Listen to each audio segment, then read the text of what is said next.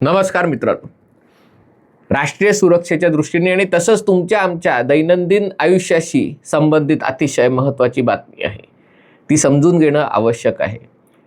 केंद्र सरकारने, भारत सरकारने या सगळ्या वेब सर्व्हिसेस पुरवणाऱ्या म्हणजे व्हॉट्सअप, आरटाई, नंतर टेलिग्राम, सिग्नल, जोश, आणखीनही काही या सेवा आहेत, या पुरवणाऱ्या कंपन्यांना सांगितलं आहे की पुढच्या 3 महिन्यात तुमच्या व्यवस्थेमध्ये बदल करायचे आणि तुम्ही सेवा जर वापरायला देत असाल तर त्याच्याशी जर कुठलं सिम कार्ड निगडीत नसेल, म्हणजे तुमच्या फोनमध्ये समजा व्हॉट्सअप असेल आणि त्या व्हॉट्सअपवर तोच नंबर जर नसेल तर ती सेवा 6 तासाच्या आत खंडित करण्यात यायला हवी.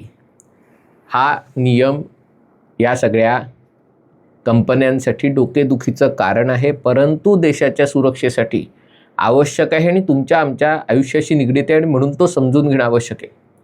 आपल्यापैकी अनेक जण जे ऑफिसला जातात ते ऑफिसमध्ये गेल्या गेल्या पहिली गोष्ट काय करतात तर त्यांच्या ब्राउझरमध्ये व्हॉट्सअप लॉग इन करून ठेवतात. म्हणजे काय करायचं असतं तर व्हॉट्सअप वेब म्हणून एक वेबसाईट असतं, त्याच्यात QR कोड येतो. तो QR कोड स्कॅन केला की ज्या व्हॉट्सअपच्या सेवा तुमच्या मोबाईलमध्ये आहेत त्याच सेवा तुम्ही तुमच्या लॅपटॉपवर, कम्प्युटरवरही वापरू शकता आणि ऑफिसमध्ये बसल्या बसल्या टाईमपास करू शकता. तुम्ही म्हणाल टाईमपास कोण करता? आम्ही तर काम करतो. म्हणजे खरं आहे की आजकाल व्हॉट्सअप हे केवळ टाईमपासचं साधन उरलेलं नाही आहे. म्हणजे हे खरं आहे की व्हॉट्सअपमध्ये अनेक जण फक्त गुड मॉर्निंग, गुड इव्हनिंगच्या मेसेज करतात किंवा वाढदिवसाच्या शुभेच्छा देतात. तुमचे ग्रुप असतात. एकाच कुटुंबामध्ये एक घरातल्यांचा ग्रुप असतो, एक मावस मामे भावंडांचा किंवा त्यांच्यातला मावशी मामांचा ग्रुप असतो, एक काकाकडच्या लोकांचा म्हणजे वडिलांकडच्या लोकांचा ग्रुप असतो, सोसायटीचा ग्रुप असतो. सोसायटीच्या ग्रुपमध्येही एक ऑफिशियल ग्रुप असतो, एक टाईमपासचा ग्रुप असतो, शाळेचा ग्रुप असतो, कॉलेजचा ग्रुप असतो. सांगायचं झालं तर अनेक ग्रुप असतात आणि वैयक्तिक गोष्टीसाठीही लोक व्हॉट्सअप वापरतात. स्वतःलाही लक्षात राहिला, कारण अनेकदा हल्ली स्वतःलाच विस्मरण होतं आणि त्यामुळे स्वतःलाच मेसेज करायलाही व्हॉट्सअप लोक वापरतात की मी काय आज विचार केला होता ते मीच मला व्हॉट्सअप करतो. पण हे करता करता अधिक सोयीचं व्हावं म्हणून मग या ज्या कंपन्या आहेत त्या व्हॉट्सअप वेब वगैरे सेवा देतात की तुम्ही संगणकाद्वारेही व्हॉट्सअप लॉग इन करू शकता. ते करायचं तर तुमचा एका मोबाईलमध्ये व्हॉट्सअप पाहिजे आणि त्या मोबाईलवर जे दिसतं तेच तुमच्या संगणकावर दिसतं. म्हणजे ही एक दुसरी स्क्रीन असते. पण याचा फायदा संभाव्य सायबर क्रिमिनल,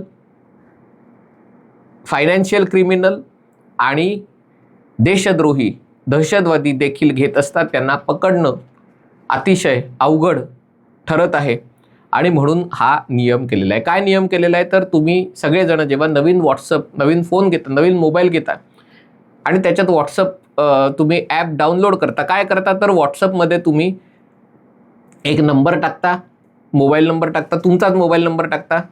त्या मोबाईलवर SMS येतो, त्याच्यात एक OTP येतो. तो OTP टाकला की तुमचं व्हॉट्सअप सुरू होतं. तुम्हाला जर असं करायचं नसेल तर तुम्ही काय करू शकता, हल्ली एका माणसाकडे 2 मोबाईल असतात, 2 नंबर असू शकतात, एक जिओचा आणि एक BSNLचा, एक वोडाफोनचा किंवा एअरटेलचा, असा कुठला तरी असू शकतो. आणि मग तुम्ही काय करता की एका मोबाईलमध्ये एक नंबर चालू असतो आणि त्याच्यात दुसऱ्याच नंबरचा व्हॉट्सअप तुम्ही करता. म्हणजे त्याच्यात तुम्ही तुमचा नंबर म्हणून दुसरा नंबर टाकता जो फोनमध्ये नसतो आणि तुम्हाला OTP दुसऱ्या फोनमध्ये येतो. पण तो OTP याच्यात टाकला की तुमचा फोन सुरू होतो, व्हॉट्सअप सुरू होतं. म्हणजे तुमच्या मोबाईलवर व्हॉट्सअपचा एक नंबर असतो आणि मोबाईलचा दुसरा नंबर असतो. तशीच गोष्ट संगणकावर आणि लॅपटॉपवरही असते. ज्यांचे वैयक्तिक संगणक, लॅपटॉप असतात त्याच्यामध्ये ते व्हॉट्सअप वेब चालूच असतं, कारण तुम्हाला फक्त एकदाच ही गोष्ट करायची असते. एकदा तुम्ही व्हॉट्सअप लॉग इन केलं की दुसऱ्या मोबाईलवर तुम्ही व्हॉट्सअप लॉग इन करेपर्यंत ही सेवा सुरू राहते. पण याचा फायदा कोण घेतं तर याचा फायदा तुम्हाला फोन करून इन्शुरन्स विकणारे, फोन करून क्रेडिट कार्ड विकणारे, फोन करून अमुक अमुक ठेवीत अमुक अमुक पैसे गुंतवा हे करणारे आणि त्याचबरोबर दहशतवादीही घेतात. आणि त्यांना पकडणं अवघड का ठरतं? कारण ते काय करतात लक्षात घ्या, ते फोनमध्ये व्हॉट्सअप लॉग इन करतात.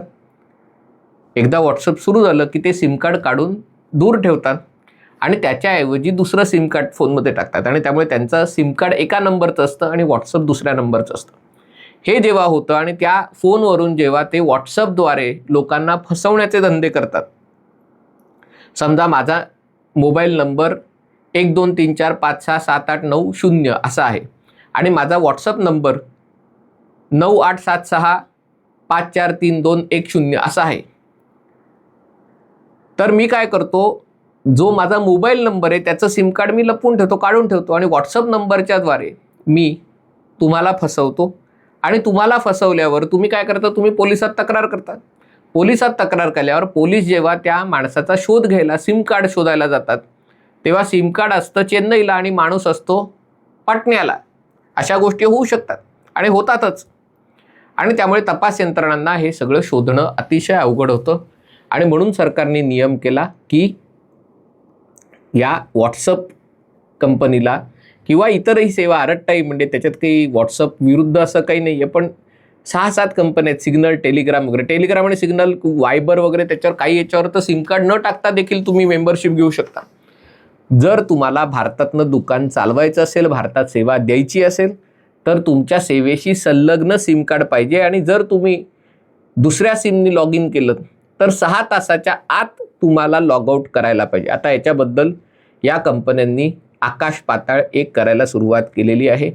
पुढच्या काही दिवसात आपल्या आवडत्या नावडत्या वर्तमानपत्रामध्ये त्याबद्दल अग्रलेख लिहून आले, कोणी संपादकीय पानांवर लेख लिहून आले, तर समजा हे भाड्याचे लेख आहेत. भाड्याचे म्हणजे पैसे द्या आणि लेख छापा अशा प्रकारचे. आता हे लेख काय म्हणतील की हा देशाच्या आर्थिक स्वातंत्र्यावर घातलेला घाला आहे. कसं, तर लोक आता ऑफिसमध्ये सगळं काम व्हॉट्सअपवर करतात आणि त्याच्यासाठी तुम्हाला मोबाईलवर टायपिंग करण्यापेक्षा संगणकावर व्हॉट्सअप असणं आवश्यक आहे. कारण तुम्ही ऑफिसच्या व्हॉट्सअपच्या माध्यमातून कोणाला ID कार्ड पाठवायचे आहेत, कोणाला कॅलेंडरमध्ये मीटिंग शेड्यूल करायचे आहेत, कोणाला झूम कॉलनी व्हॉट्सअप कॉलही सेट करू शकतो. या सगळ्या गोष्टी वापरू शकता. आणि जर 6-6 तासांनी जर हे सेवा खंडित होणार असेल तर देशाच्या अर्थव्यवस्थेचं किती जबरदस्त नुकसान होईल याची तुम्हाला कल्पना आहे का? दुसरे त्याच्यात म्हणतात तुम्ही परदेशात जातात, परदेशात आपल्याला हे परवडत नाही सिम कार्ड, आणि त्या देशामध्ये परदेशात गेलात तर तुम्हाला 7-8 दिवसाचे 1,500, 2,000, 5,000 असे किमान पैसे भरावे लागतात. आणि म्हणून लोक काय करतात, परदेशात जातात तेव्हा फक्त व्हॉट्सअप नंबर कॅरी करतात. म्हणजे परदेशात जाताना माझं इंटरनॅशनल रोमिंग नसल्यामुळे माझा फोन बंद होतो, पण मी व्हॉट्सअपद्वारे माझ्या घरच्यांशी संबंध ठेवू शकतो. आता जर असं झालं तर मग किती कोट्यावधी भारतीय परदेशात आहेत, त्यांना घरच्यांना फोन करता येणार नाहीत. किती मोठं नुकसान याच्यामुळे होऊ शकतं. किंवा परदेशी लोक भारतात येतात तेही असंच करतात, कारण त्यांचा व्हॉट्सअप नंबर जो काही England, America, France, Germany, Japan जो असतो तो नंबर असतो. भारतात आल्यावर ते भारतीय सिम घेतात आणि त्या सिमच्या इंटरनेटच्या साहाय्याने हे सगळं चालवतात. असं जेव्हा होतं तेव्हा ते लोक कसा वापर करणार हा देखील प्रश्न त्याच्यातनं उपस्थित होतो. आणि म्हणून अशा प्रकारचा दबाव तंत्राचा वापर केला जाईल. पण सावध राहा, ही गोष्ट देशाच्या सुरक्षेच्या दृष्टीने अतिशय महत्त्वाची आहे. आर्थिक सुरक्षेच्या दृष्टीने आवश्यक आहे, तुमच्या सुरक्षेच्या दृष्टीने अतिशय आवश्यक आहे. म्हणूनच हा विषय घेऊन तुमच्यापर्यंत आलो आहे. हा व्हिडिओ आपल्याला आवडला असेल तर कृपया लाईक करा, शेअर करा आणि चॅनल सबस्क्राईब करण्याची विनंती आहे. तुर्तास इथेच थांबतो. पाहत रहा MH48.